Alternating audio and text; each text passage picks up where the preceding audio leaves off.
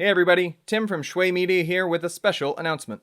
On December 26th, we will be releasing our very first Shui Media original audio drama, Once We Were Monsters. And at the end of this episode, you will get to listen to a sneak preview of that episode. Around the first 4, 5, 6 minutes, something like that. So be sure to stay tuned to the end for the sneak preview of the Shui Media original audio series, Once We Were Monsters, with episode 1 premiering December 26th on Shui Media and all other podcast directories. For more information, visit shuimedia.com. And now, enjoy the show!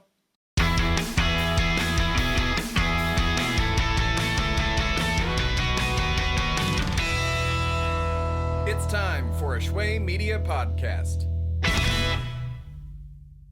Disclaimer. The views and opinions expressed in the show do not necessarily reflect those of Shui Media or any subsidiaries. The program may contain strong language not suitable for young audiences. Series discussions will contain spoilers. Listener discretion is advised. Enjoy the show!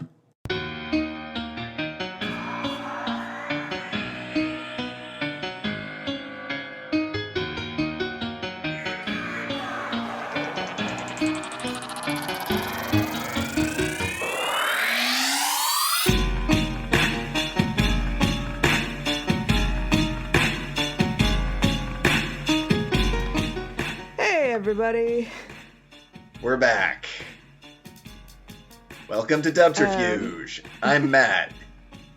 I'm Luna, and it has been forever. Several months at the very least. So there are a couple of reasons for that. We didn't forget about you guys.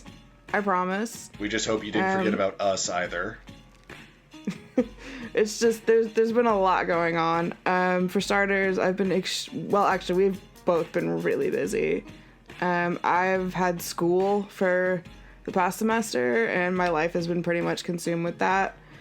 And then sadly, my mother passed away about a month or so ago, and I've been kind of busy dealing with a lot of the aftermath that comes with that.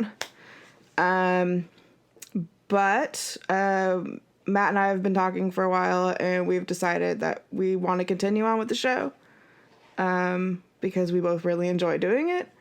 And also, anime, just in general, has been really healing for me. And, you know, I don't want to completely give up on it. So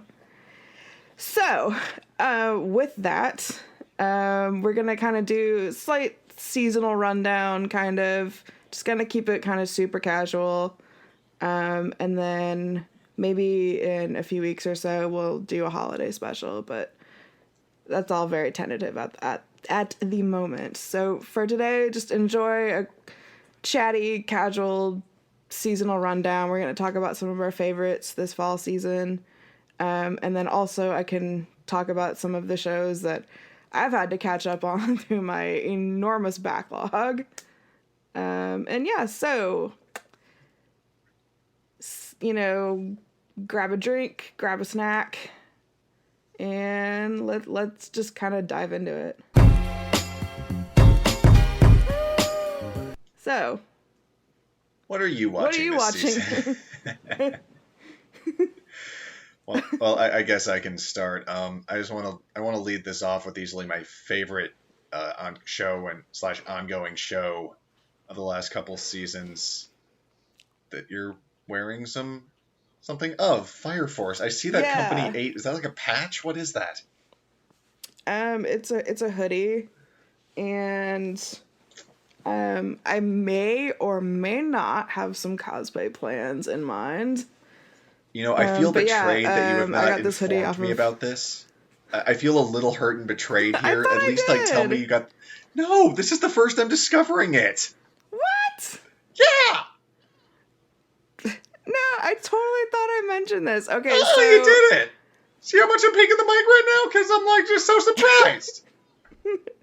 Okay, so for those of y'all that need, a visual, I am wearing a Fire Force hoodie. I got it you can get them off of Etsy. And it's just, it's pretty simple. It's just kind of like the Company 8 logo. With the cross and then the company badges and so forth. It's super comfy. But yeah, I've been planning a Fire Force cosplay for a while now. Okay, we have to talk about this in detail later because I'm interested.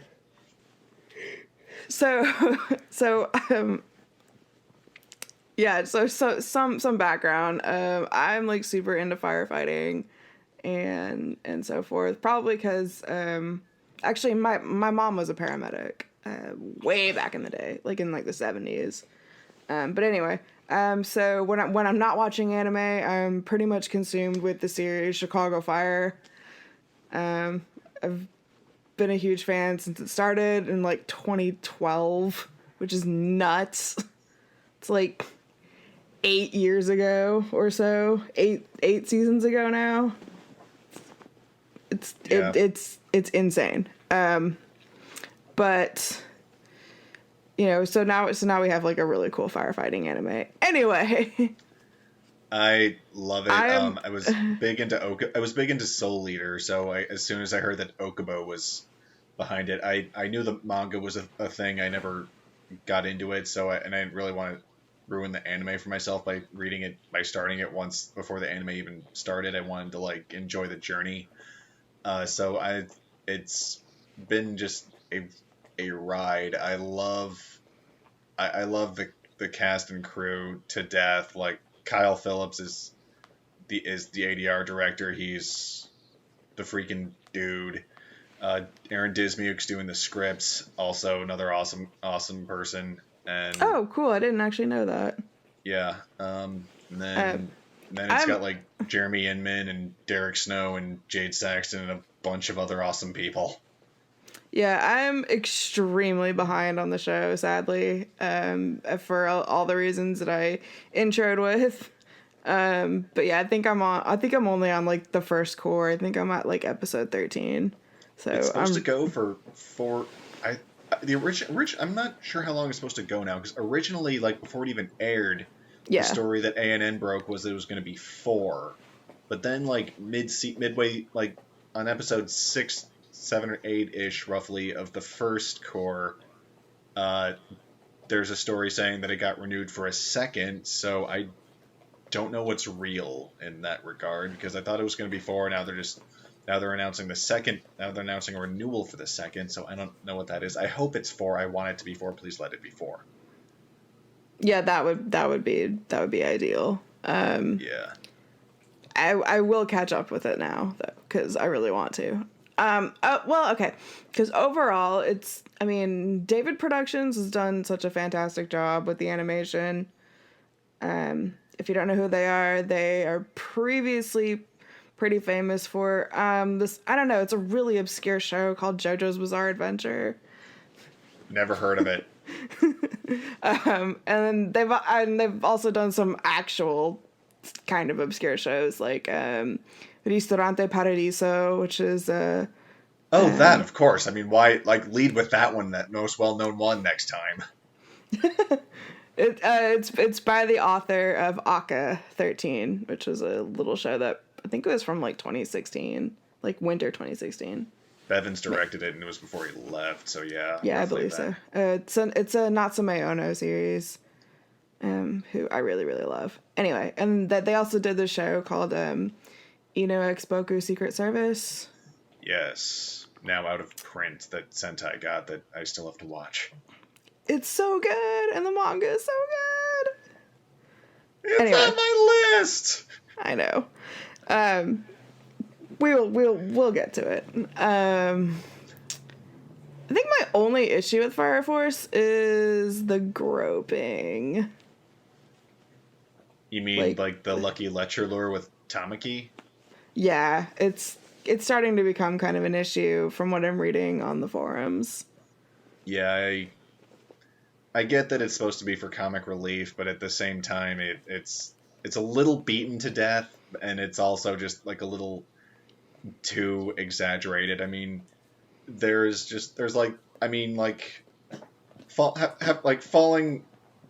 on her boobs is one thing, but it's like she sneezes and then her entire coat like comes wriggling off, and at the same time the momentum from this sneeze propels her crotch directly into the enemy's face. Like, I get it's supposed to be funny, but at the same time reel it in a bit. Yeah, and then also it's like, why does that need to be funny? You know? I mean, I guess like it's like Soul Eater wasn't really known for fan service, and now it feels like Okubo is trying too hard with this. Yeah, I don't know. It's just really, it's tacky, and I kind of hate it. But other than that, that's really my only qualm with the show. I love Tamaki and all that, but she can be used for better things than just pointless fan service. Yeah, like other than that, I really love the show, and I love the story, and I love firefighters, and it's just really cool. Yes, I cannot get enough of all the characters. If you aren't watching this yet, please do. Mm-hmm. Like, if you're a fan of Soul Eater, if you're a fan of like Blue Exorcist, you know, or like D Gray Man or any of those kind of shows, like, watch this show. You'll love it. I just want to give a quick shout out to to Sarah Roach, who plays Best Girl Maki. Maki is the greatest. Maki is the greatest thing to ever happen to that series. I will fight anyone who says otherwise. I love her. She's perfect. There's no other way to describe her. I love it. She just goes from like this badass to having her head totally in the clouds, which is also me. She's balanced. Like, she's both like, she will both murder you, but at the same time is like totally down to have a tea party. Yeah, exactly. She's like my favorite character. If I haven't mentioned that, I will probably mention that at least 3 more times throughout this podcast, minimum. Also, speaking of recurring shows, sort of, I caught up on all the rest of Fruits Basket. Nice. Just technically January 2020.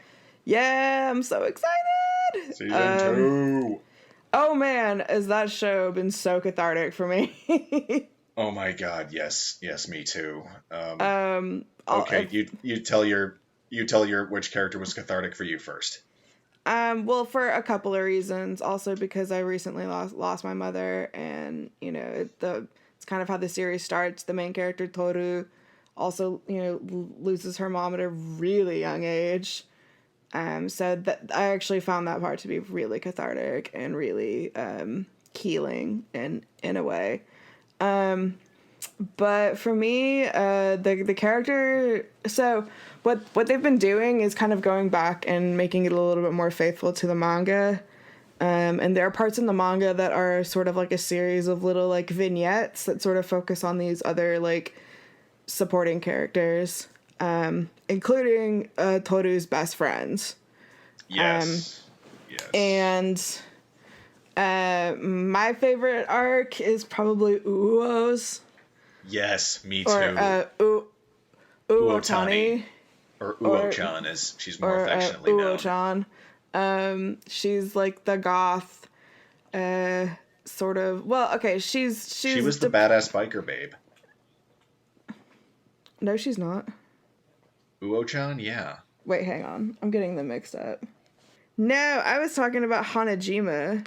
Uo is awesome. She is the badass biker babe. Well, sort of delinquent, but not really. Yeah, sorry. I was thinking of Hanajima. I don't know why I always get them mixed up. Because they look so alike.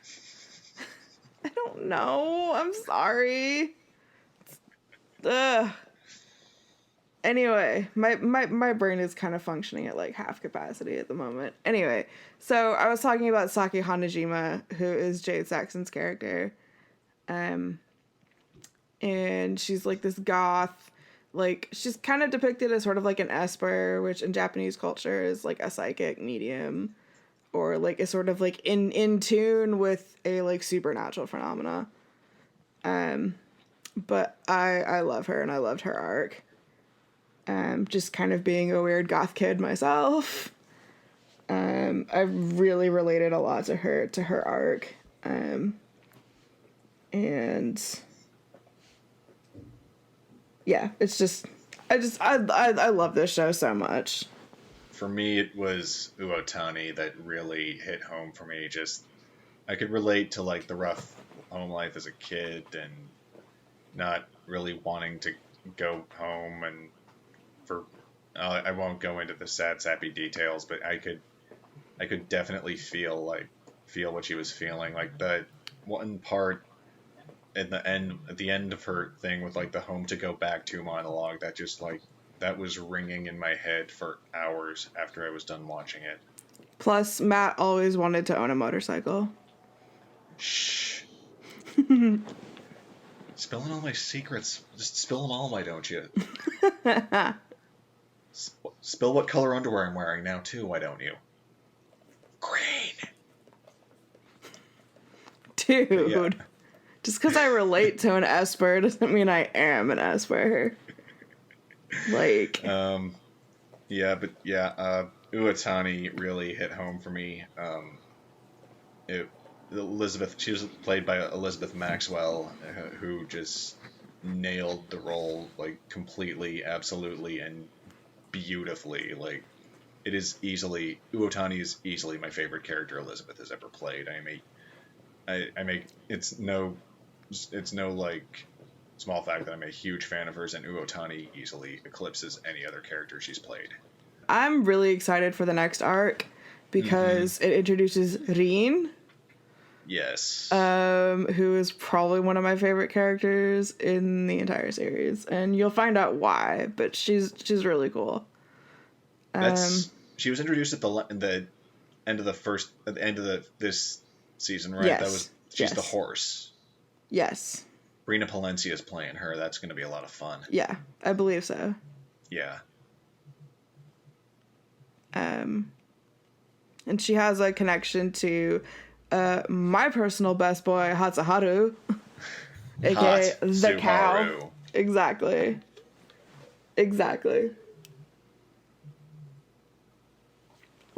I love him. He's a cowboy. He's literally a cowboy. I love him.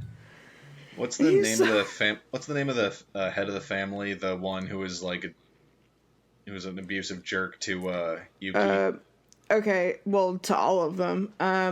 So they're not really the head, so to speak. It's kind of hard to explain without going into a ton of spoilers. The one that we see as the head at the moment. Yeah, that's Akito. Akito-sama. Yes. Now voiced by Colleen Clinkenbeard. That character scared the absolute shit out of me. So, I don't mean just like, oh, he's creepy. Creepy. So, for the sake of this podcast, we are going to refer to them with gender-neutral pronouns. Okay, I don't... Because... Akito scared the shit out of me. There are a bunch of really complicated spoilers ahead that we will get into as the new season progresses, and that becomes more relevant in the anime. But just for all these intents and purposes, just for the sake of this discussion and keeping it strictly to the first season, we're going to refer to them with gender-neutral pronouns. Okay, shout out to Colleen Clinkenbeard for, nailing it almost too well, because that scene at the school at the end of it had me locked up and shaking. Legit shaking. Akito in that scene scared the shit out of me. Yeah, so they're not necessarily so the actual head of the Soma was their parents. But that's a whole other complicated thing, and it will get into their backstory. But yeah, so currently they are the acting head of the Soma, or I should say, the acting chief representative of the Soma clan, so to speak. The chief executive officer of the Soma clan. Exactly. Akito is not a nice person. They are very effed up emotionally. Extremely. And otherwise, for a lot of reasons that are extremely complicated. And again, they will be addressed later. I just don't want to give away spoilers because it's a really powerful part of the story. I just wanted to point out that Colleen Klinkenbeard is nailing that role. I mean, obviously, because she's Colleen Klinkenbeard, but... And she's fucking amazing. Yeah, without a doubt. Like, she's... Oh, God, she is such a great actor. Anyway. Are you watching Dr. Stone? I forget. I was, and then I kind of fell off for a while. I'm liking it. Just because I'm just... I don't know. I'm just, like, not really in the mood for it at the moment. I'm just like... The story is fun. The characters are good, but also I just gonna geek out a little here. One of my favorite scorers now, or composers now, Tatsuya Kato, who you might know as from one of my all-time favorite shows, World End, is doing the music for Dr. Stone, and I am loving it. Of course. I will sing Kato-san's praises until I die. No, what I like about it is that, okay, so there's another show that's airing this season that I literally saw like 1.5 episodes of and got extremely bored. But I don't even remember what it's called. But it's another isekai. It's the one where like all those like super genius kids. Oh, high school prodigies have it easy or have it easy in another world. It's like, let's take Danganronpa but not make it fun. Yeah, that's sort of how I felt about it. I did barely 2 episodes. Yeah. What I like about Dr. Stone is, even though like he's a total genius, he's still, you know, he's not infallible.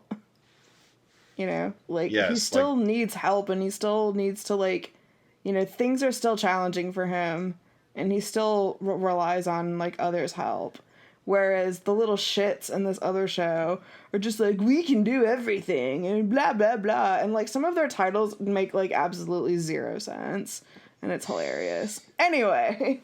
So. Well, the cool thing about Dr. Stone is, like, it goes off that Frost adage, the best laid plans of mice and men often go awry. Like, you can plan out everything and calculate everything, but nature's still gonna nature. And you gotta... Which, in some ways, is really terrifying. Yeah, and another key theme is adapting. So, adapting to 3,000 to, like, 2,700 some odd years of forestation and people and events and crap. So, other shows that I've been trying to... Oh, okay, so I watched the first 6 episodes of a couple of different shows.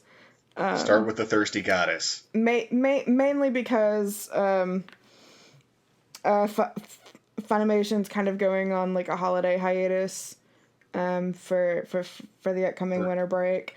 So, most of the simuldubs have stopped around episodes, like, 6 or 7. I think the only ones that are continuing are like Fire Force and Dr. Stone, because I think they've been pre-recorded for simuldub or same day dub. I thought Dr. Stone got pushed back. Maybe it did. I can't remember. I know Fire Force is still the little same day that could, which I just want to like point out and hopefully not jinx. It is now the single longest running same day simuldub. It passed Wise Man and Morose Mononoke, and as well as the last season of My Hero Academia. Yeah, which is coming back spring 2020. Anyway, My Hero Academia? I believe so. It's airing now. Is it? Yes. I literally stopped paying attention to that show. It's same day simuldubbing Saturdays right now. Because I thought, okay, because it always does this pattern of, like, one season, because it always alternates a season. It's like season goes away, comes back, season goes away, comes back. It's like on and off every 6 months, like a June-December boyfriend. Okay, so yeah, it was off during the summer. That's right. It's been a long couple months, guys. Just saying. Are you not paying attention to Annie Twitter on Saturdays or something? Because that's usually when it goes down. Not really. Dude, I've been so busy. Like, with a bunch of personal crap and school and, yeah. Like, It's I just spent the past, like, 3 weeks, like, binging all these shows that I needed to catch up on. And the season 4 is lit. And another shout out to one of our favorite people, Emily Neves, who is crushing it as Aerie. I'm watching her in another show right now that I absolutely love. Which one? I will get to it in a second. Cool. But anyway, actually, shout out to Emily because she is currently, I think she's doing a bunch of stage directing at the moment. Yeah, and back in Houston. So if you want to check out a theater production in Houston, directed by her, go on her Twitter page and get more information. The Alley Theater. This has been an unpaid plug. Yes. However, if they would like to sponsor us, contact us at our Twitter page at Dubterfuge. No, I'm just kidding. But seriously, shout out to local theaters because they typically don't have a whole lot of money, and they really go all out to put on like some of their best productions. So support your local entertainment places. Support local artists. Yes, always support local artists. Anywho, so as for the current season, okay, so first of all, we have also by the creator of this other like totally obscure show called Konosuba. This time it's furries? Question mark? Huh? Anyway, this series is called Kemonomichi. Yes. And it is very un-Konosuba-like in a lot of ways. But also very Konosuba-like in a lot of ways. I don't know. Matt has a lot more information on it. Yeah, it's about this I've wrestler. Only seen the first 2 episodes. It's about this wrestler who is like a diehard, like ride or die animal lover, and he gets like mid-match, he and his little precious, like I think it's a Pomeranian or some little lapdog, get summoned to this other world where, upon arrival, after getting his bearings, he immediately suplexes the reigning princess. It's that kind of show, and it just gets crazier from there. All of the there's like a guild in town, so he takes like on quests and stuff for his dream of opening a pet shop, which is unheard of in this world. And he takes on all these like beast disposal jobs, like, oh, kill this savage, whatever, get 80,000 gold or whatever.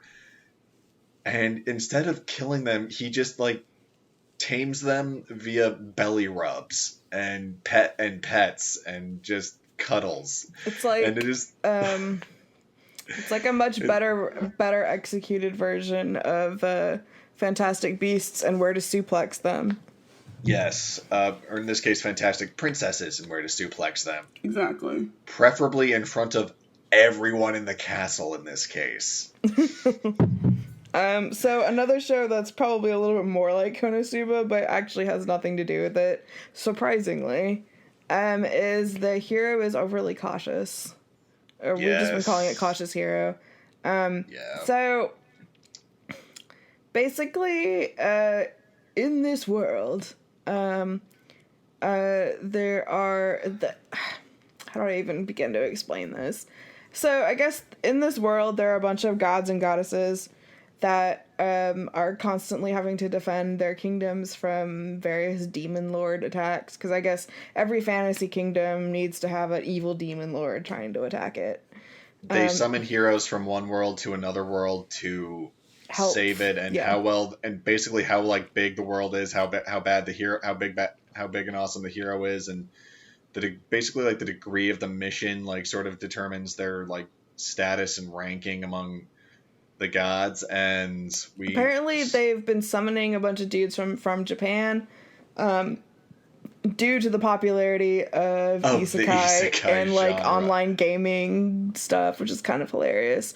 So, in other words, the isekai genre has become so self-aware that they make an isekai where they talk about isekais, and not only that, but in both Kimono Michi and Cautious Hero, neither of the pro tags are phased about being summoned. Oh, I'm here now. Okay. Who are you? And then so our story opens up with this goddess named Ristarte, who summons this guy who has like a bunch of like really powerful stats and everything. However, like jacked stats. He is an absolute fucking weirdo. He's a worrywart, in other words. I can sort of relate to that because I would always try to like over level myself a little in like early like in video games and stuff just to make sure like, you know what, just to make sure I don't lose or get my ass kicked, but he takes it to the extreme. Like he used like an atomic the magical equivalent of an atomic bomb on a single slime monster, like, and then he also the size of a basketball, torched an entire fucking village. Like, yeah, repeatedly. I don't know. Plus, he's just a dick, and he doesn't understand that he's a dick. But what's kind of fun? So they have an interesting dynamic. The hero and the goddess. A lot of people are kind of calling her like Blonde Aqua, but the thing is, like, she actually wants to try to help, and he's just being. And she actually occasionally gets things done, unlike our. And he's just kind of a dipshit, whereas like Aqua is very selfish and does not want to do shit, and Cosma usually has to just like yell at her. Yeah, this goddess is actually motivated and wants to actually do good and not just sit around on the haystack and eat potato chips. Also, my absolute favorite thing is she's thirsty. Oh, girl wants like, she is thirsty. Like, somebody get this girl some fucking water. Oh my god, it is hilarious. Because the hero. But not the hero, because that boy be a tall drink of water. Like, so not only does he have these, like, crazy stats, he is also, like, shredded as fuck. And so she checking for him. Unfortunately, he's also a fuckboy. And completely oblivious. He's just kind of an oblivious dipshit, and kind of honestly, I'm just waiting for her to just smack him in the fucking face, and I will laugh. He's an oblivious asshole, but at the same time, I can't bring myself to hate him because he's so good at what he does. I want to hate him, but at the same time, it's like, I can't. I'll just do it for you. Yeah, and she is not shy about, like, letting her thirstiness out, because there's, like, one line where, like, we could be making out right now. Or just like, oh yeah, do it, baby. Imagine, I'm glad Jamie Marchi is playing Ristarte, because you can equate her to Aqua, like, or like compare her to Aqua if you want, but she is the goddess version of Anarchy Panty. She's thirsty, she knows what she can do, and she want her a man. And she's always putting up with other people's shit. I'm hoping that there's like another like goddess like that looks like Stocking and Monica plays her, just because it would be freaking perfect. Exactly. Oh yeah, just interesting thing. Jeremy Inman is directing both of those isekais this season. Not surprising at all. Yeah, that must be interesting. But yeah, it's just a fun, stupid little show, and I'm having a lot of fun with it, because it's really silly, and it's just, kind of need something to laugh at after a while. Yeah, it's not like the most intellectual show, but it will make you laugh, or just, you don't have a soul. Let's see. I'm gonna check my list here of all the shows that I'm actually watching. Okay, so I know there's After School Dice Club. Yeah, yes, I love Dice Club. Club. It's so cute. Yeah. Basically, it's it's like cute kids doing cute things. Basically, these cute girls and one I like to awkward call girl. I like to call him either You mean the blonde guy? Yes, I like to call him Cinnamon Bakugo. Okay, Because I'll allow that. because Fair he enough. has the spiky hair, but he's nice. He's Bakugo if his quirk he's Bakugo if his quirk didn't make him a dick. Yeah, basically he's Bakugo if he would just calm the fuck down.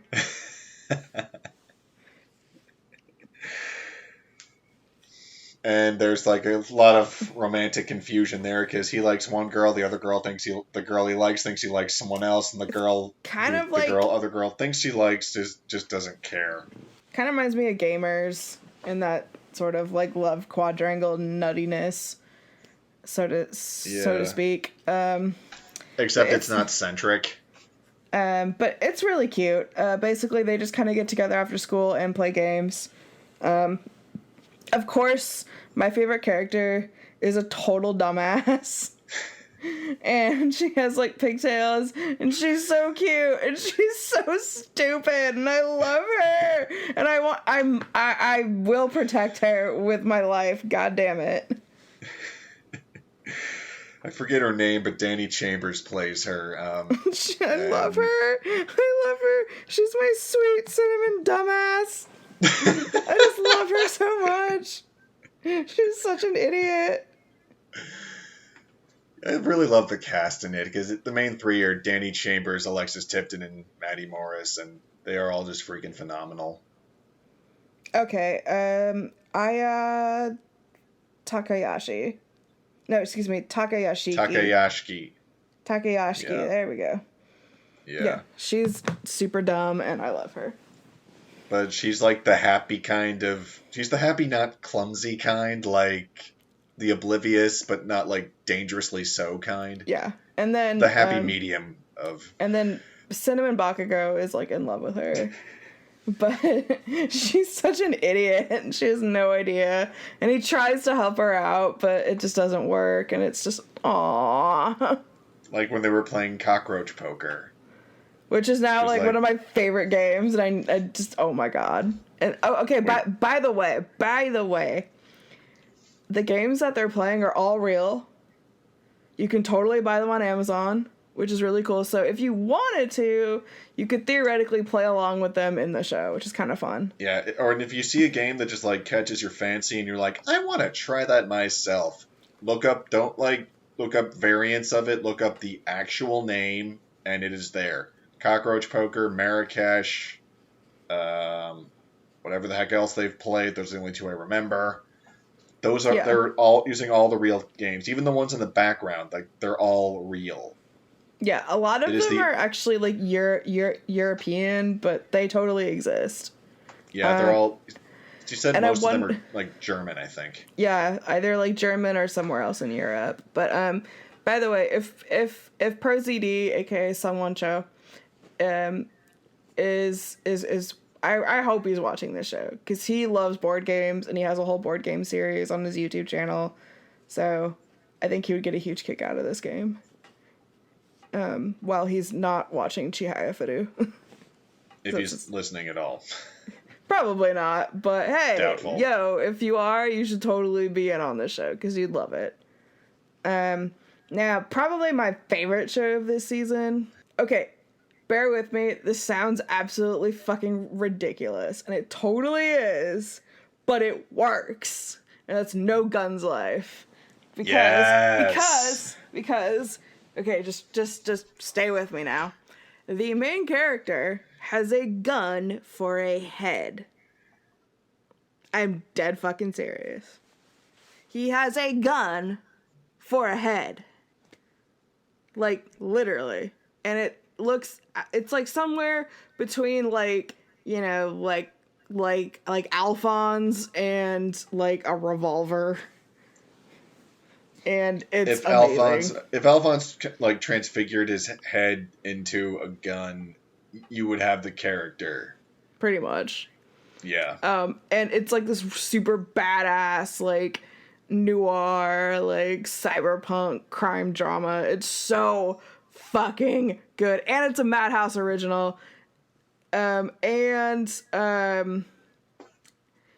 my god. Okay, and I just want to give a really quick shout out to whoever is choosing the opening themes for the shows this season is like someone give this person a raise, because holy shit. Oh, yeah, that, no. okay, Almost every single show has one of the most banging, so No Guns Life is probably one of the most banging OPs I've heard in a very long time. And obviously, like, Fire Force has a really great OP. Dr. Stone has a good OP. Even Cautious Hero has a really good it's a lot of really good opening themes this season. They're all catchy as fuck. Yeah, and actually to the point where, like, I swore to God that After School Dice Club was ripping off the opening to Your Lie in April. Yeah, I listened to that, and, like, bits and pieces are there, but, like, not enough for a plagiarism lawsuit. Yeah, no, it's very subtle. It's just this really short little, like, piano riff that I was like, wait a minute.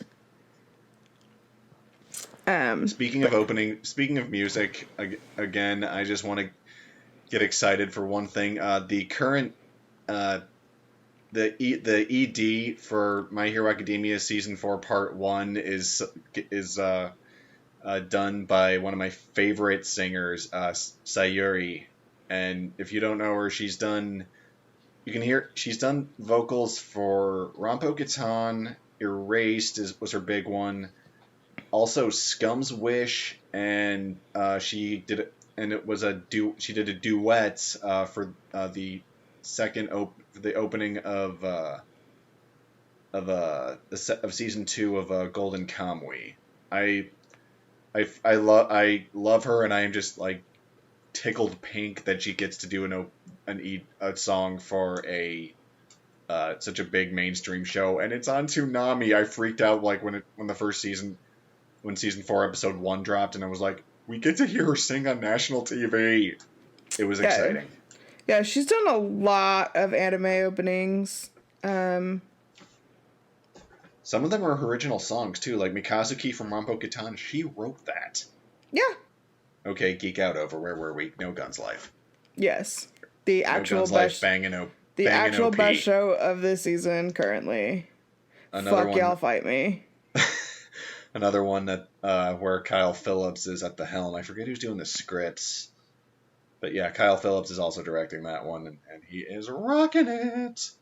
It's such a good show. It's like, okay, so essentially, this is like sort of dystopian future, possibly, but essentially, many humans have now become cyborgs, and they're called extendeds. And there was, like, a big war, and I think there were a bunch of soldiers who were extendeds, essentially. So after they, so in the aftermath of this really horrible war, this mysterious evil corporation called the Bururin, I think.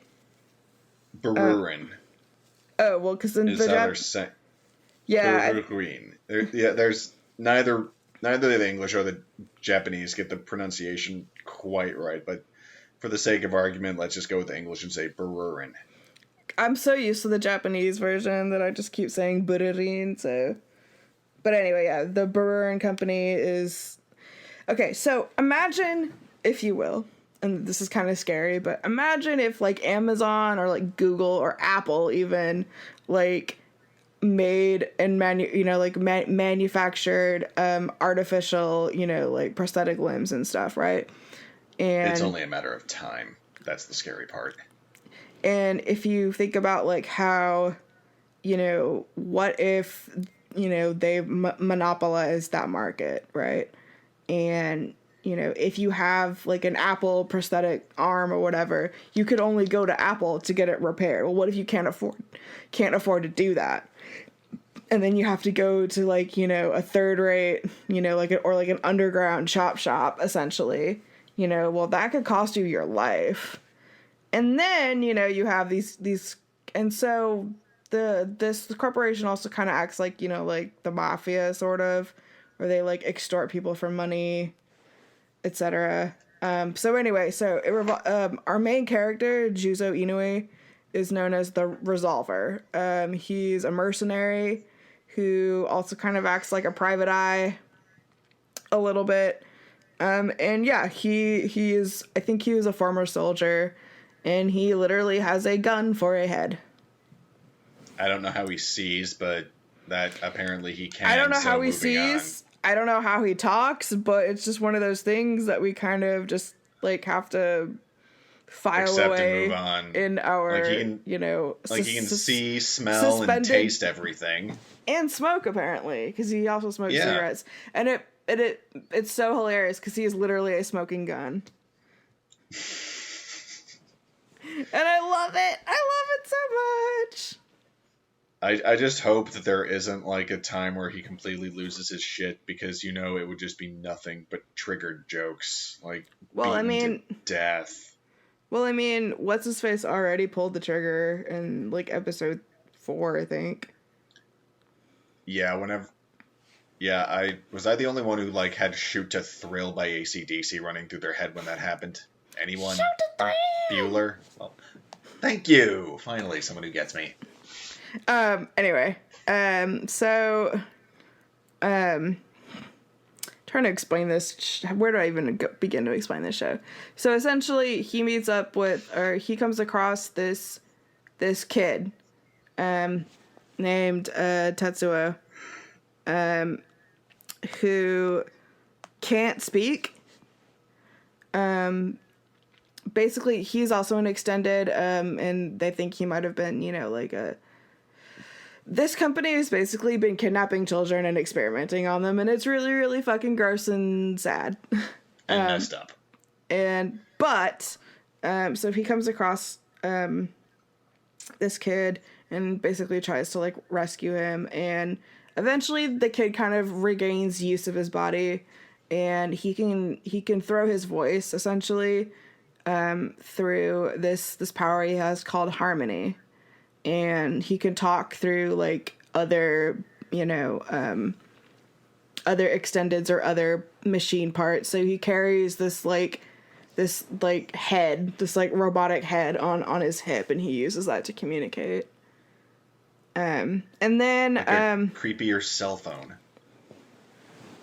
Yeah, essentially. It's like ventriloquism, but kind of more fucked up. Anyway. And then there's Mary, who is like their token like mechanic / doctor. She's really cool. And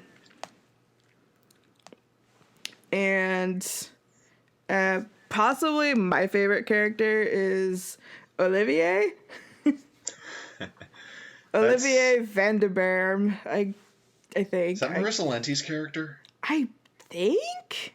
I like her a lot. She's cool. She's so fucking cool.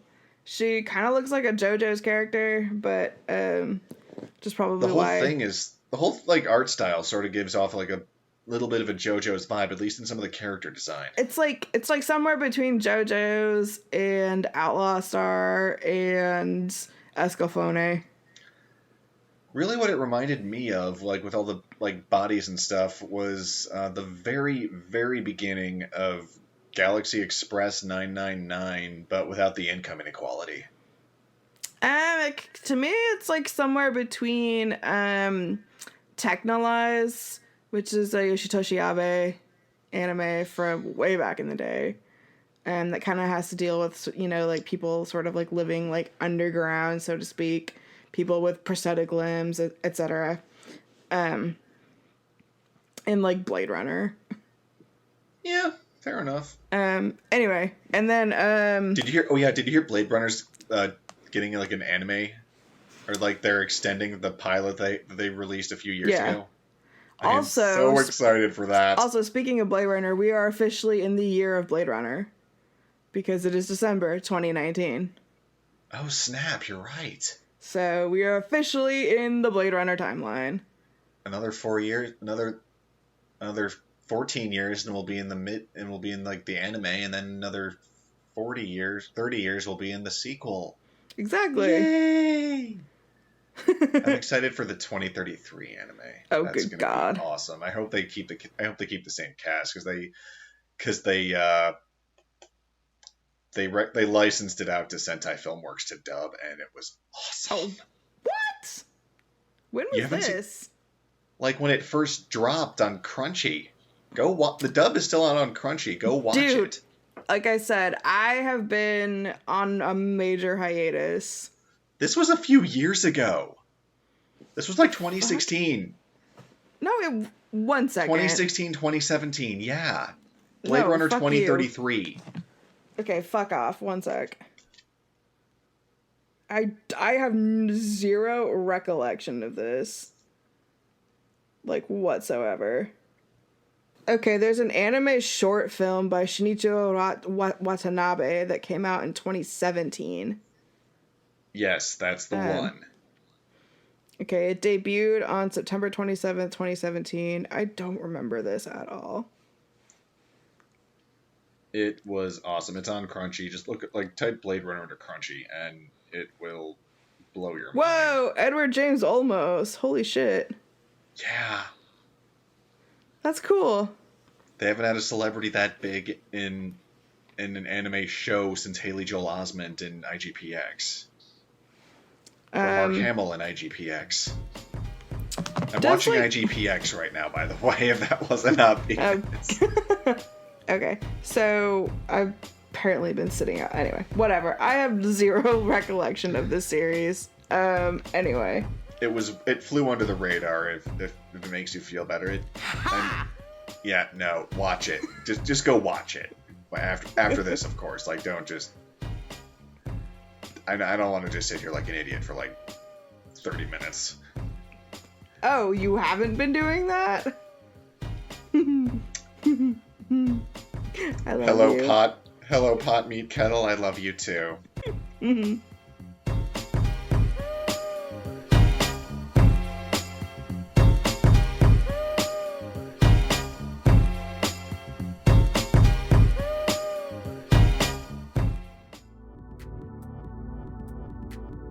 This episode is brought to you by Brews and the Boys. So, what's your favorite American football team? Did you say the Dallas Cowboys? If you didn't, you're wrong.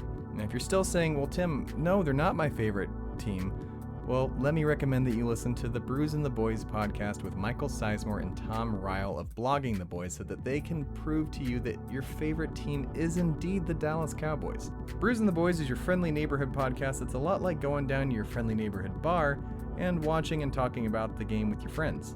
Every week, Michael and Tom give an in-depth analysis about what the Cowboys have done, what they're doing, their player stats, player analysis, everything under the sun that you need to know about the Dallas Cowboys you can find from Michael Sizemore and Tom Ryle every week on the Brews and the Boys podcast on Blogging the Boys and the Vox Media Podcast Network. For more information and episodes, head on over to brewsandtheboys.com. And now, back to the show.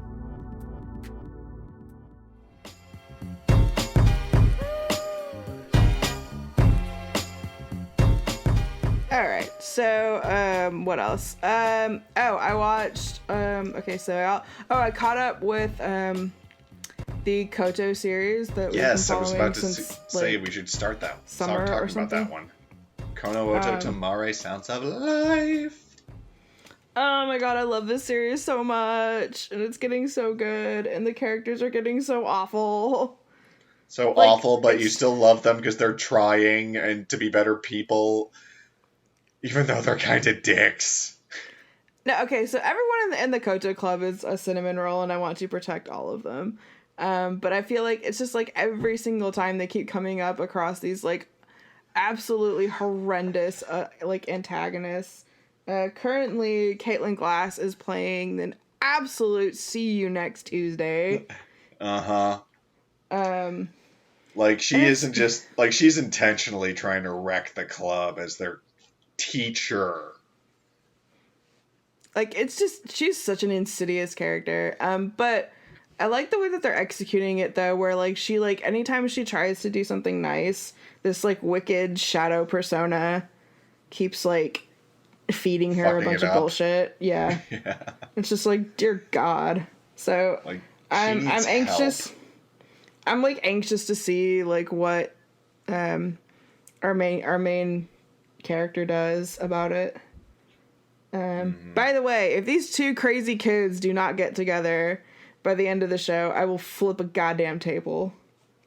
Yeah, there are two couples ships happening right now that if they don't do something for the love of all that is holy, I'm gonna burn my laptop. I really am. Just please, okay, they're gonna fumble for a while because it's not relevant because their romance isn't relevant to the plot yet.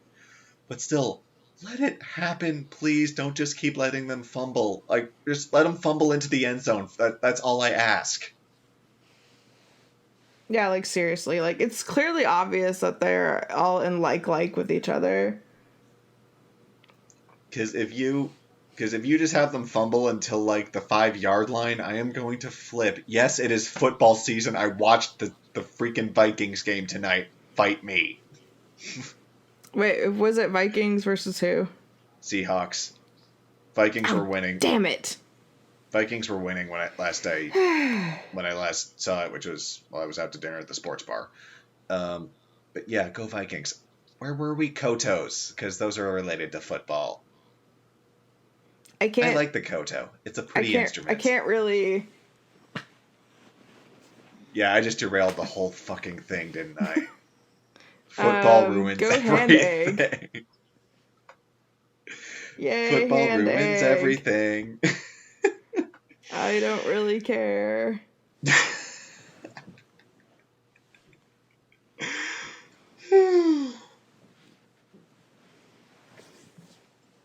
My dog is being super cuddly right now, so. Anyway, I'm getting slightly distracted. Okay, we should get back on topic. Okay, Kodo, what else?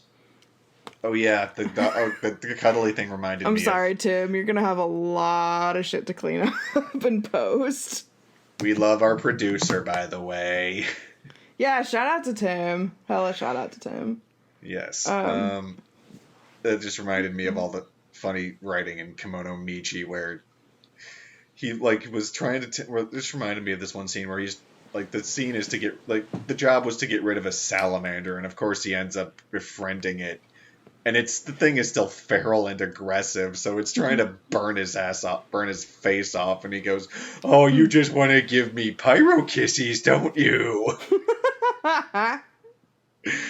It's like when anyone tries to infantilize a rabid animal, it's like that, but with magic animals. I've seen people call bats, wild bats, bird puppies, and they're adorable, but at the same time, they're rabid, probably. So yeah, he just infantilizes all of them and somehow makes them friendly. I have no clue who his market's going to be for the pet shop, and I want to find out just from a business standpoint. Yeah, this show is fucking great. I remember the first season made me just go on an absolute Kodo music binge, one of the greatest YouTube rabbit holes I've ever been down. At first I was really apprehensive about it, and then I was like, nope, just kidding, I love the show. Yeah, I'm like, oh great.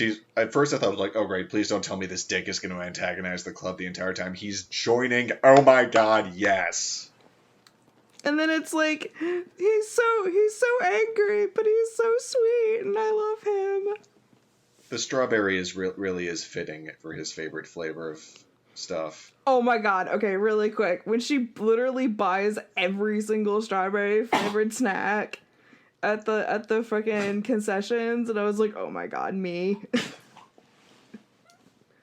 That was the sweetest thing ever. She likes him, and it was so cute.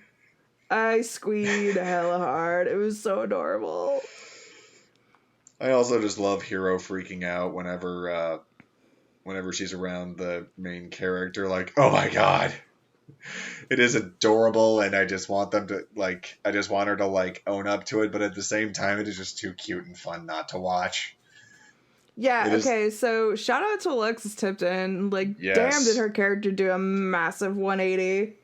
Give her all the shout outs because she's in a lot of stuff we talked about. She's in Kodo. Kono Odo. She's in Dice Club. Yeah.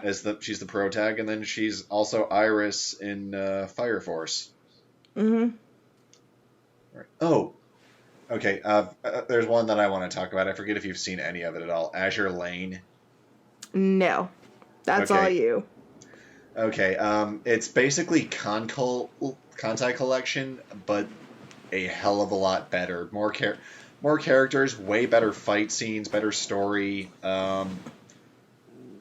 Honestly, the fight choreography in this leaves I loved Kantai Collection, but the fight choreography beats the crap out of it. Imagine the fights you would see in Saga of Tanya the Evil, but on the water, like a Tango on the Sea kind of thing. But with live ammunition and not just guns. I will take your word for it. It's fan servicey, but at the same time, there is so much more to it. They have a greater variety of characters and stuff, because instead of just Japan, it's Japan, the US, which is aka Eagle Union, in the UK, which is Royal Navy, and then Germany, which is Iron Blood, and it's sort of a a microcosmic World War II recreation, because the US and UK equivalents are on one side, and then the German and Japanese equivalents are on the other, and China's sort of in the middle, but ultimately allies with the US.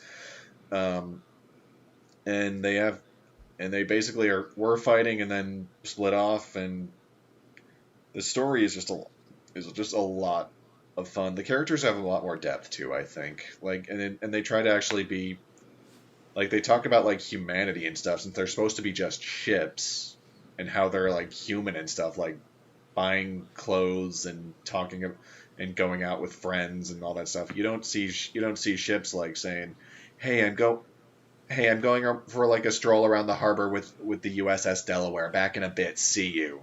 You don't see that otherwise. So there's talks about what it means to be human when they're actually a ship. There was a really cool message about body positivity in the last dubbed episode. Yeah, it's we've had cute girls forming music club. We've had cute girls going to Antarctica. We've had cute girls, let's see. You have cute girls learning Yaskoi. You have cute girls wanting to be idols. And we thought we hit the apex, which was cute girls are now racehorses. Oh, no. No, now we have ascended higher. Cute girls are now warships. Yes. Cute girls are boats.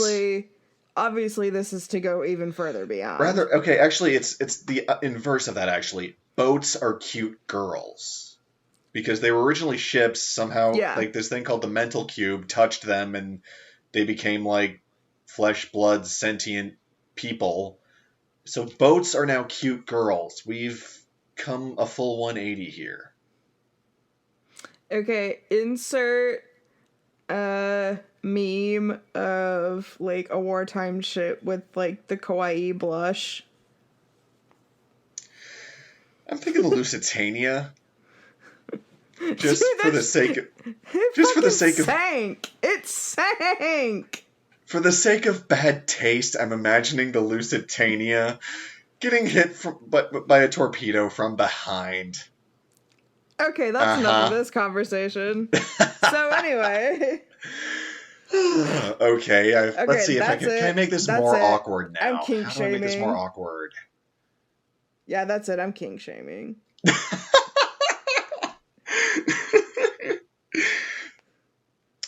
That boat's pretty sexy. I'd hit it.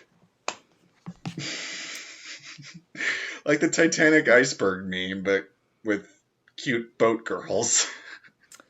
Like I said, kink shaming. Anyway, moving on. Okay, so actually, these aren't really current shows, but a couple of dubs have been announced, which is kind of cool, and some of them have actually dropped. So, as some of y'all probably are aware of, Sentai has finally gone back and, well, first they've come to their senses and they have decided to go back and actually dub some of their backlog. Thank fucking God. Hallelujah. So we've actually gotten some new dubs of some shows that have desperately needed them. So first, I think it was Ananatsu Demateru, aka Waiting in the Summer, which, yes. I'm sorry, I just out of habit, I will probably keep referring to it by its Japanese title. I have seen that. It is glorious. I went into I'd never seen it before, so I went into the dub completely blind. I pre-ordered it. I have yet to see the dub, actually. I saw it when it way back in 2013, I think, when it first aired. Yeah, on Crunchyroll. I pre-ordered it because my research told me it was by the same guy who did. Actually, I told you that. You're my research. Okay, fine. You told me that it was by the same guy who did Onegai Teacher and Onegai Twins, so I'm thinking I enjoyed those. I'll check it. I enjoyed those. I'll check it out. I could sort of see it in the art style and the fact that they had the same freaking kind of alien. I'm not going to spoil anything. Not the art style. The art style to the other two is radically different. Yeah, but it was the alien that was the tip off. Yeah, the little alien. Familiar thing. The on main the shoulder. difference is the art style for Ananatsu Demateru is it's, I forget his name, but it's the same guy that did Anohana, Anthem of the Heart, Darling in the Franxx. I've seen only one of those shows. So, well, one of them's a movie, but anyway. True. Yeah. So, we need to do Anohana at some point. That show is amazing. Anyway. Yeah. Waiting in the Summer. I loved it. My heart was not ready for the finale. Oh my god! It yanked it from my chest, held it up while it was still beating, and then put it back in like with a gentle pat. So, just a quick question on that though. How those last like couple episodes, without spoiling anything, how is that not a massive freaking copyright violation? I mean, they literally rip off an actual movie, like down to the exact name. Don't look at me, man. I didn't do it. I mean, I know Japan's way more lenient on copyright than the US, but what the fuck? Personally, I thought that was kind of hilarious. I loved it. I'm just thinking, how did that get past the radars? Yeah, I don't even know. I don't know, man. Because anime. But yeah, okay. The things that I really wanted to like that show. I'll definitely give it a rewatch because I haven't actually seen the dub yet, and I really want to. The dub is really good. Christina Kelly plays the lead, and she kills it. But initially, I really wanted to like it because, obviously, like I really like that. I really like that art style a lot because I really love Anohana.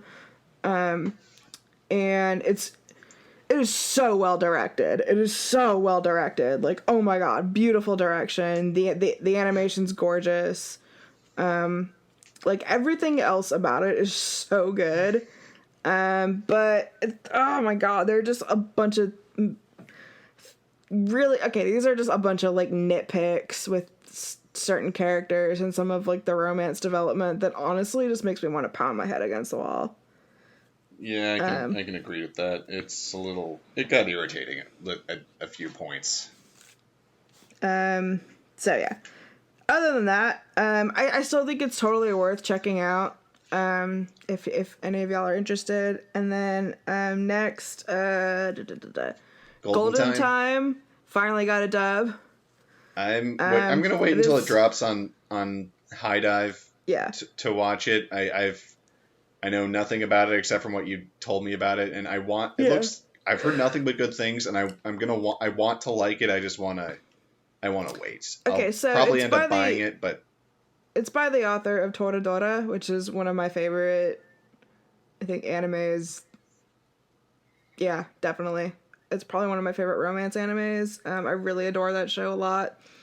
Golden Time's a little bit different. It's one of those rare breeds of anime that is not set in a high school. In fact, it is set in college. So law school, post college. Yeah, so the characters are actually adults. But still getting the high school level bullshit. Yeah, there's a lot of melodrama. And, like, a couple of the characters are just really, honestly, just terrible people. The way you described it when you were first telling me about it sounded like it was up there with Suzuka and Peach Girl as two of your favorite shows of all time. Oh, I love Peach Girl. Peach Girl's the shit. You love to hate it. No, just the one character. Yeah. No, dude, I love Peach Girl. Are you kidding me? Team Kairi. Mm-hmm. Team fucking Kairi all the way. No, I love Peach Girl. No, Momo Adachi is the shit. I fucking love her. fucking team Kairi all the way. Yeah, no. 1000%. No, dude, I love Peach Girl. Are you kidding me? Now tell me how much you love Suzuka. It's just that author just really bugs me. He's just such a dick.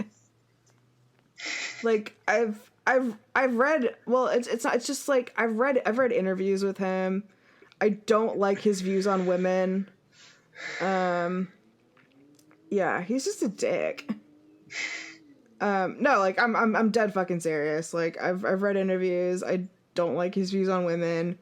I feel like a lot of the problems that he presents in his series are just like really one-dimensional. They're really trivial, and it's just kind of like really sexist boy angst, you know. I could get that. Yeah, I get that. And it's just dumb, and I hate it. And yeah, the end. The another one they announced more recently was my romantic comedy teen snafu. That's finally getting a dub. Yeah, my teen romantic comedy snafu. It is. Who needs word order? I think both seasons are now on High Dive, I believe. It's one of my favorite series, probably. I absolutely adore that show. If you're a fan of like Hyoka, if you're a fan of Haruhi, if you're a fan of just like after school club shenanigans in general, and Hyoka is so good, oh my god. And like completely sarcastic protagonist voiced by Adam Gibbs, you will love this show. I adore this show to bits. Hachiman is a mood. 1000%. I love him. Oh, and another show that's on High Dive that I'm glad made it, that you mentioned like just the other day, that gives me hope it'll get a dub now, is Umaru-chan R, the second season. Yeah, hopefully they can work that out. I'm surprised it made it over there, considering the bullshit they went through with Amazon. Yeah, I hope everything gets salvaged from Amazon, because I want, what's it called?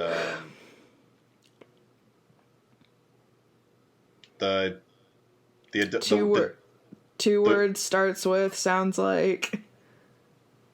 The one where the Wodakoi, Love's Hard for Notaku. Oh, I love that show, definitely. Yeah, I love Wodakoi. That show is adorable. I finished it after realizing I hadn't about a month or two back. I love it. It's adorable.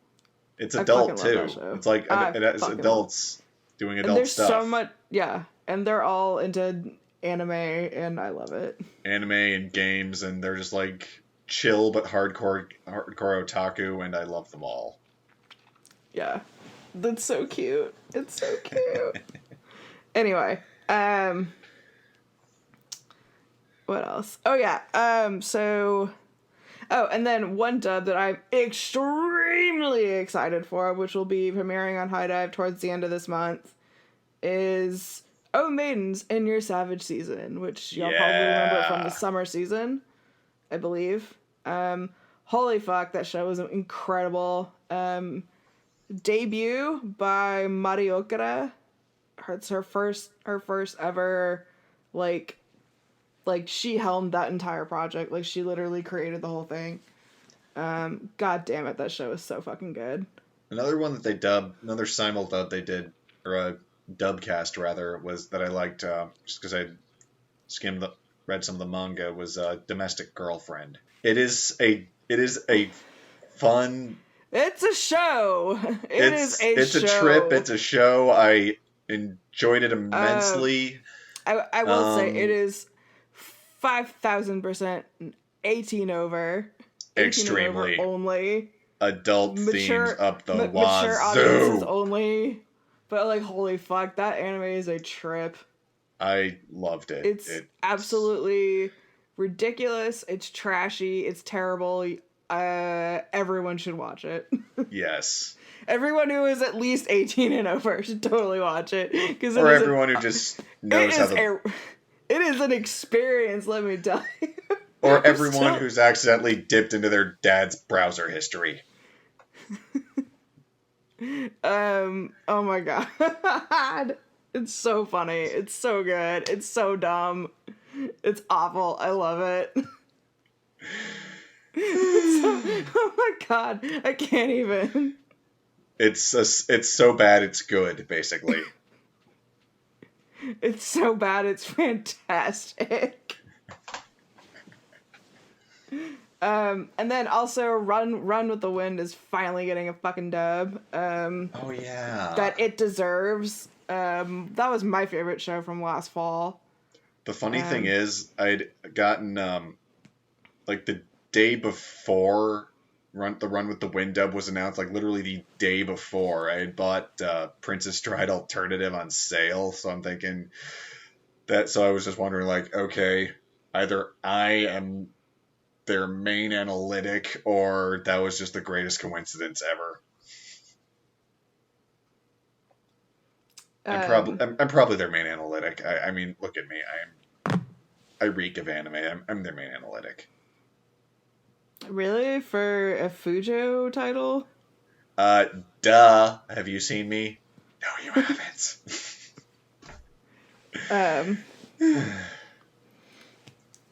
It's like, hey, the guy who likes anime bought that. Let's dub the one that's kind of like it. Brilliant move.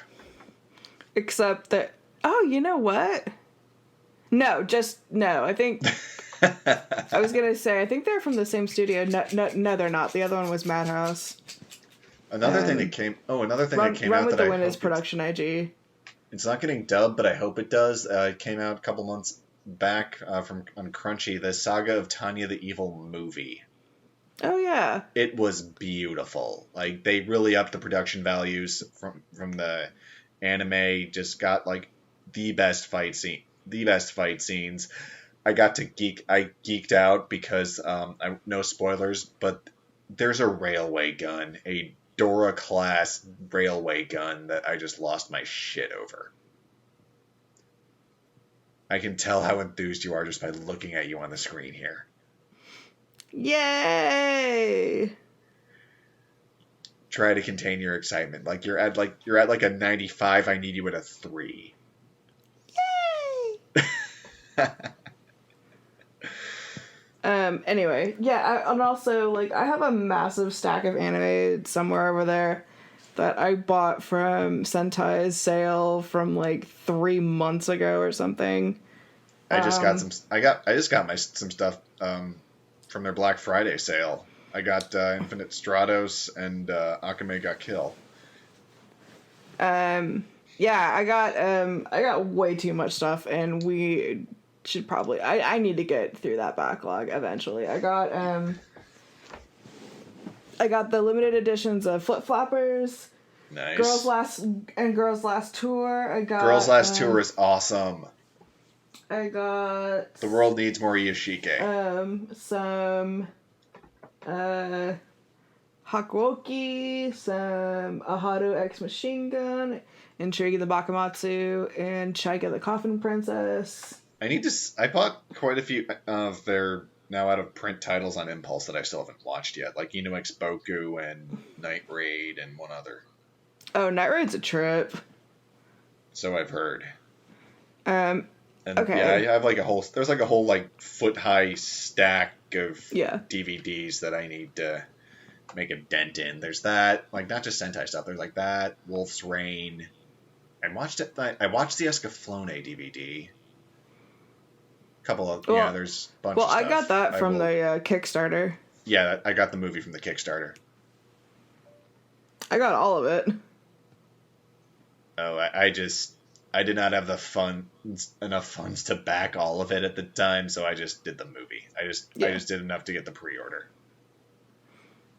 I got all of it, including the poster. If it were today, I would definitely be able to back more of it. What else? Yeah, I got a bunch of stuff. So we'll work our way through that. I feel like there's like way more to talk about when I'm not talking about it. We went off on some tangents. Oh yeah, I tried to watch a couple of Stars Align. I just finished the first 6 episodes of Stars Align. It's like Prince of Tennis but more angsty. No, but holy shit, this show is so fucking good. I cannot say enough good things about it. Yeah. I couldn't get into it. Because you are a Philistine and you have no taste. No, seriously, the show is beautiful. It's got so many things going for it. It's got really good sports action. It's got really awesome, like, character drama on, like, all sorts of spectrums. Just from, like, being awkward middle schoolers to some, like, really rough family life. And also it deals with things in terms of, like, you know, like, sexual orientation, gender expression outside the binary, which is really, really cool. And it's something you rarely see in a lot of sports anime. So I really applaud the show for it. What was that Kappa show that was also a BL, like last 2 seasons ago? Sarazan Mai. Yeah. That was a good one. I couldn't remember the name, but it reminded me of it. Let desire flow, never let it go. Those shows have nothing to do with each other whatsoever. I know, it made me think of it. Sorry. Galaxy Scatterbrain. Sexy. Utterly sexy. Utterly sexy. See, I always like the Japanese version better because it was like soya, oro soya. What are we even doing right now? Don't even know. Anyway, no, Stars Align is incredible. There's a little bit of controversy with the dance sequence during the ending credits. Why was that controversial? Apparently, the actual dance sequences were taken from like some YouTube videos and like directly copied. And some people were like, "Hey, those were actually like our moves. So if you could give us some credit, blah blah blah." It actually got like sorted out, and like the studio was like, "Oh, we're sorry, we'll totally give you credit," and then they did. But then like the fandom kind of went a little overboard, as it does.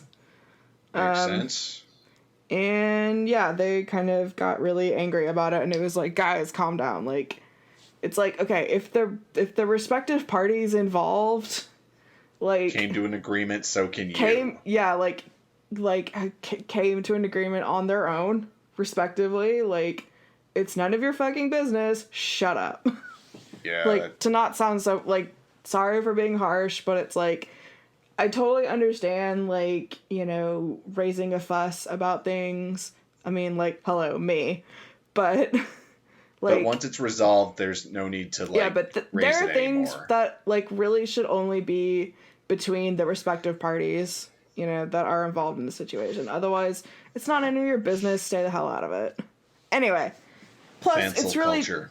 Plus, it's, like, taking away from what this show is trying to do, which I think it's trying to do some really amazing things. And, yeah, it's, like, probably in my top for this season. Besides No Guns Life, which is the absolute fucking shit right now. And No Emily Guns Life is Neves. freaking awesome. And speaking of Emily Neves, she was playing one of the villains in that show, and she is so good. Yeah. And she has purple hair, and so of course I love her. Marissa Lenti is also playing one of the people in that show, and she is crushing it. I think you said she was Olivier. Oh yeah, Olivier. But we haven't. It's late. Yeah, anyway. My brain's like, ugh. Yeah. Anyway, that show's fucking great. I love it. Tried to watch some other shows, but I can only make it like 1 or 2 episodes, mainly just because of time constraints. So I watched the first 2 episodes of Kabuchiko, which was interesting. I watched like the first few, like 4 or 5 episodes of it. I just couldn't get into it. I mean, I like the characters and the premise seems interesting. It's just the story pacing was just too slow.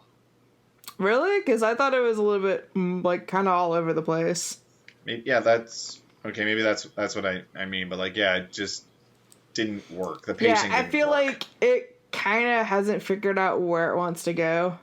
Because like, okay, I like the characters. It's like partially this weird. It's like this weird tribute to Sherlock Holmes, and then on the other hand, it's like Rokugo. With rock, and then just like throw in David Wald as a drag queen. Yeah, sort of. Oh yeah, and there's like kind of some problematic drag queen stuff, but anyway. But yeah, no, David Wald's totally killing it. I love the characters. Like it's like Josh, Ian, Justin, all the like a lot of good people are in it. It's just hard to follow. Yeah. I'm gonna try to stick with it and see what happens. Might fall off the radar, but who knows. Plus there's a bunch of like male idol shows that are coming out and that are actually getting dubbed, which I'm really excited about because that market usually gets very largely ignored. Yeah. Which to me is ridiculous because it's like, do y'all like not like money? Yeah, I remember seriously? like. It's yeah, like, do you have any idea the amount of like the fandoms that you could tap into by dubbing these shows? And so finally Funimation has started to come to their senses, and they're like, maybe we should dub some of these idol shows. Yeah, there were a couple like from couple years back where they licensed them, but just like completely glossed them over when it came to not only the simuldubbing, but like the later home video. Like released for later home video dubbing, like they were all sub only. Like the there's like Shonen Hollywood for actors or whatever. Then like this that one with the musical club at the school, like Star something or 7 something. Oh yeah. I know what you're talking about. Yeah. Megan is gonna kill me for not remembering it. I'm. Megan, we encourage you to please, once this episode's up, encourage you to please tweet at us with the name of that show because we are totally blanking. But also, please don't yell at me. I'm sorry, I forgot the name of it. We're sorry. Don't be mad. What else? Yeah, there's like there are a couple of ones. Anyway, what else? Oh, actually, I kind of want to check a few of them out because I think Brandon McInnes tweeted something about it. Like, did he arrange one of the songs? He sang one of the songs in one of the new ones that just dropped like last week. I can't remember if it's like the ensemble one or if it's the other one. It's Ensemble Stars. That was it. Okay, yeah. He actually sings in the simuldub of Ensemble Stars. That's why. Okay. It's why it was delayed. There was such a long period between, or not hiatus, but period between simulcast and dub. But that it was so that they could dub the singing in a timely manner and not have it feel rushed. Okay, yeah, they that did it all makes at sense. Sound Cadence. They did it off-site from Funimation. Okay. Okay. Oh yeah, cool. Tried to watch Special 7 and got extremely bored. Yeah, and again, also frustrated. Again, good characters, story had no clue what the hell it was doing. Yeah. Plus, like, the main guy is just an absolute idiot. Like, I was just, like, screaming at him the whole time. Yeah, kind of. Also tried to watch Stand by Fujoshi. Same. I got, like, the first 4 or 5 episodes, and then it just got boring. Yeah. It's just like, obviously she can't love them all. I call it JoJo's reference My Heroes. This must be the work of an enemy, my heroes. JoJo's references never ever die. JoJo's reference, Boku no JoJo Academia. Exactly. Boku no Fujo. This isn't going anywhere. No, it's diverging off into some weird territory now. This is some Ida X Bakugo territory. Yeah, exactly. Worst ship ever. Those were just the first 2 male characters I could come up with. First of all, it's Bakushima. Second of all, are you sure it would be Bakushima and not Kirikago? No, it's definitely Bakushima. Have you not been paying attention? I'm just saying, it could be a power bottom kind of thing. It's definitely Bakushima. Trust me, it's Bakushima. No, like I'm dead fucking serious. No, because the other guy is in a threesome with Earphone Jack Girl and Momo. Yeah, that's pretty true. There's definitely some triangulation going on there. And I just want to set the record here. If you ship Ochakugo, you are dead to me. I'm sorry. No, because Bakushima. First of all, Bakushima. Second of all, Bakushima. Third of all, Bakushima. I will ship Bakushima till the cows come home if it means I don't have to ship Ochakugo. Yeah, no. It's Uraraka and Deku definitely belong together. And Ochakugo just, like, I can't see that as anything but toxic the way Bakugo is now. I can just see that ending. Yeah, it would just end poorly for both of them, but especially Ochako, and she is precious. And if anyone hurts her, I will hurt them. And also, I ship Todoroki with myself. I'm just kidding. Funny, I ship Mount Lady with myself. Oh, speaking of Mount Lady, I have a Mount Lady. I got a Funko figure of Mount Lady. Nice. I just need to get the midnight one. Yeah, I have a couple of the student pops sitting in my Amazon for later box. I'm gonna at least get Momo and Tsuyu. But the one I have is like, it's enormous. Oh, I mean, yeah. She's Mount Lady, but still. It's like it's like a full size one. Like, it's huge. Anyway, I'm very proud of it, and she's so adorable, and I love her. Anyway, never change Mount Lady, except your size, because otherwise you're like paying for all my car damage. Yeah, she's definitely a favorite on Size Twitter, which don't look up what that is. I don't want to. Yeah, for your own safety, I strongly discourage you from looking from looking that up. All I know is it overlaps with Vor Twitter here and there, and no thank you.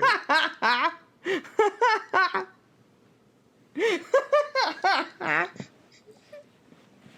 don't know why, but I think that shit is so fucking hilarious.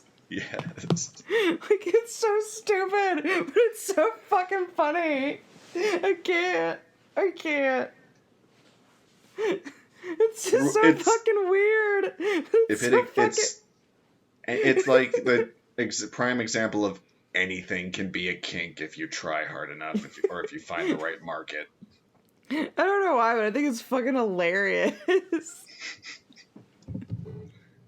And like, no, like seriously, if I could, I would shit post that shit so hard. But like, I don't want to freak anybody out.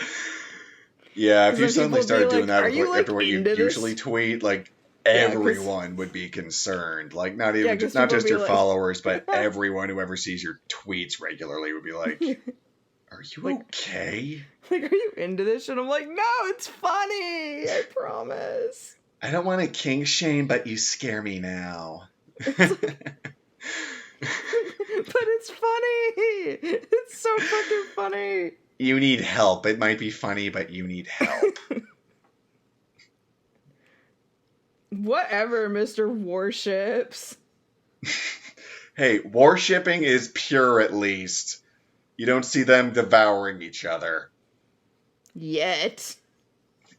Phallic imagery with torpedoes and bombs, yes, but never devouring. And if you want to go into women using phallic imagery, that's a different topic for a completely different 18+ podcast. Okay, God, so what happened? I have no idea, honestly, but it's been like an hour and 38 minutes, so we should probably wrap this shit up. Yeah. And I got school tomorrow. Yeah, thank you for going on this freaking ride with us. This is our first episode back, and boy, was this a doozy. Back. This was a doozy. Yeah, we are very glad to be back. We will definitely keep it a lot more scripted and regular from here on out, I promise. Especially regular.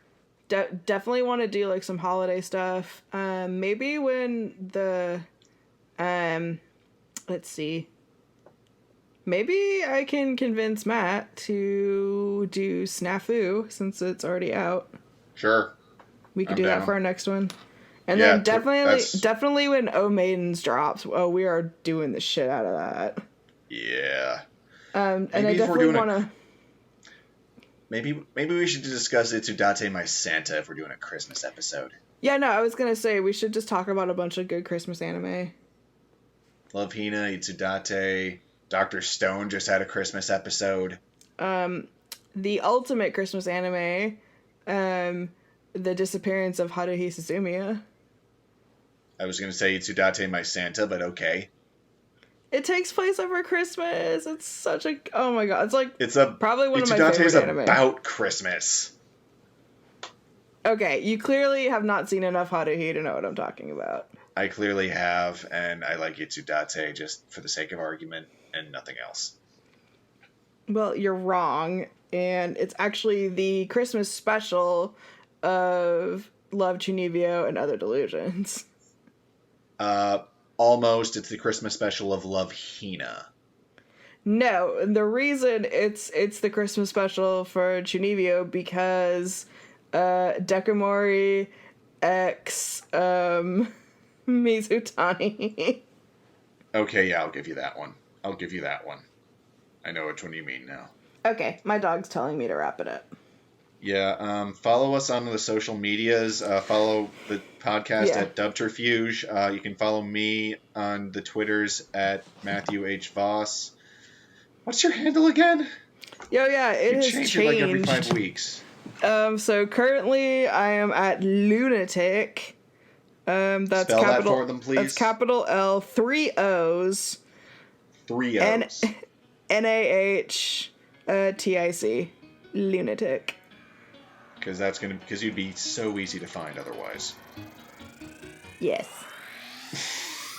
So yeah, that's my handle on Twitter and Instagram. And yeah, follow our show at Dubterfuge. We will hopefully be back on our regularly scheduled program. And hopefully actually use the Twitter account more to engage people and stuff. Yeah. We should do that. And thank you so much for your patience during our hiatus.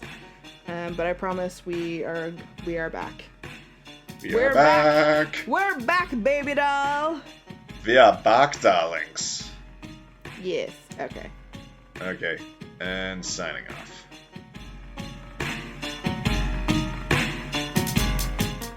Dubterfuge is produced and distributed by Shui Media. The show was created and is hosted by Stella Luna and Matt Voss. The show is edited by Tim Philippi, and all the show's music is created by Stella Luna and arranged by Timmy Two Step.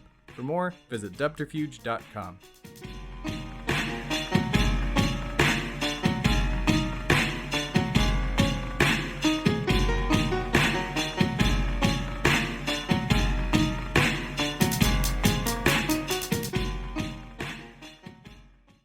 And now, a special preview of the Shui Media original audio drama, Once We Were Monsters.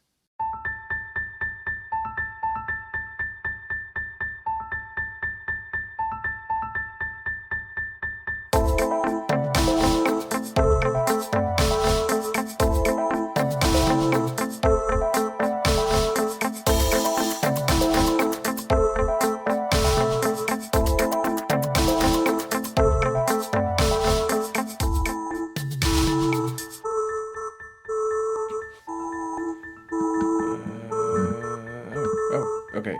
Oh, it's working. Cool. Oh, well, I guess you were worth the money then. Okay, what is audio note 1, A, 1A, I guess? Okay, fine. My name is Dr. Austin Lee, Bethlehem, Pennsylvania. What day is this? Oh, yeah. December 23rd, 2023, at, oh, God, 8:50 p.m. Okay, yeah, I'm recording these notes, as a, I don't know, a lead up, get my thoughts out there, I guess, for the sessions I am doing with the Turned. There's a few folks. I don't know how many's actually going to show up, but we'll see. Got a few bites off that poster.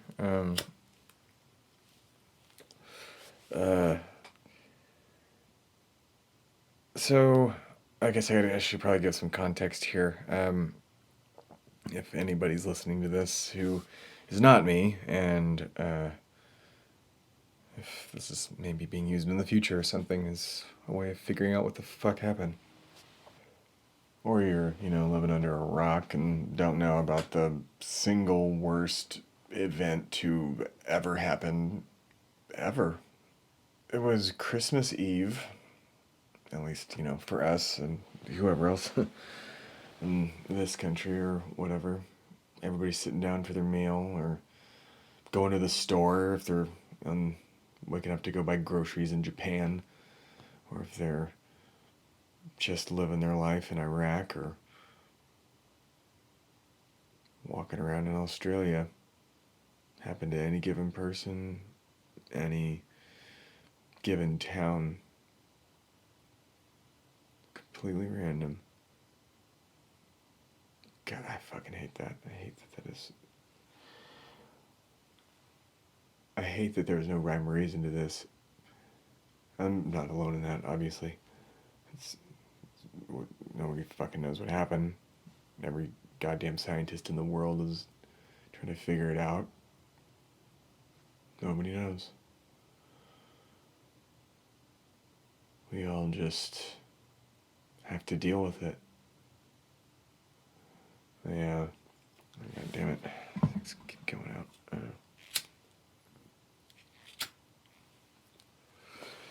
Drug use is on the rise. That's not surprising. That's for sure.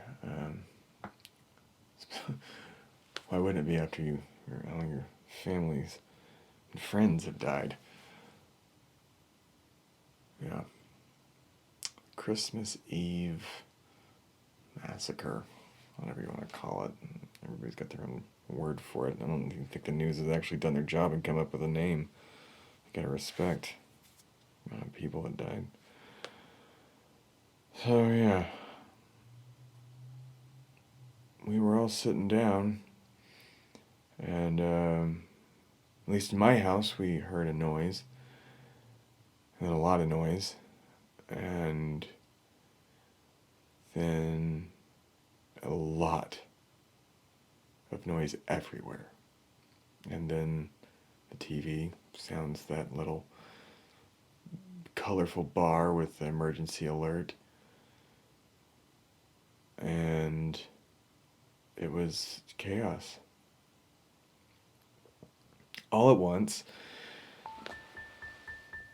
every other human, half of humanity,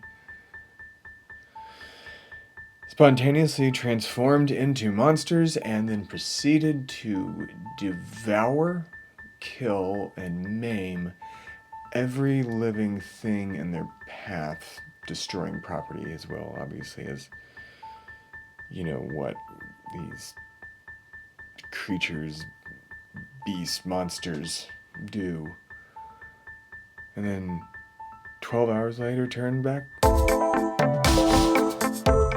Once We Were Monsters is a production of Shui Media and will premiere on December 26th, 2019. For more information, visit shuimedia.com.